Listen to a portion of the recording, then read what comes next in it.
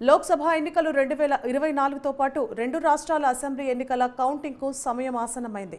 యావత్ దేశం ఎంతో ఉత్కంఠగా ఎదురుచూస్తున్న కౌంటింగ్ ప్రక్రియ రేపే జరగనుంది. ఇందుకు సంబంధించిన ఏర్పాట్లు పూర్తయ్యాయి. ఈ నేపథ్యంలో కేంద్ర ఎన్నికల సంఘం కీలక ప్రకటన చేసింది. కౌంటింగ్కు ముందు రోజైన నేడు మీడియా సమావేశం నిర్వహించనున్నట్లు ప్రకటించింది. ఈ మేరకు మీడియా సంస్థలకు ఆహ్వానం పంపింది. పోలింగ్ ప్రక్రియ ముగిసిన అనంతరం ఎన్నికల సంఘం ఈ విధంగా మీడియా సమావేశం నిర్వహించడం ఇదే తొలిసారి కావడం విశేషం. గతంలో ప్రతి దశ పోలింగ్ ముగిసిన తర్వాత డెప్యూటీ ఎన్నికల కమిషనర్లు ప్రెస్ మీట్ నిర్వహించేవారు. కానీ ఈసారి సాంప్రదాయానికి భిన్నంగా పోలింగ్ ప్రక్రియ మొత్తం ముగిసిన తర్వాత కౌంటింగ్కి ముందు రోజు ఈసీ మీడియా ముందుకు వస్తోంది.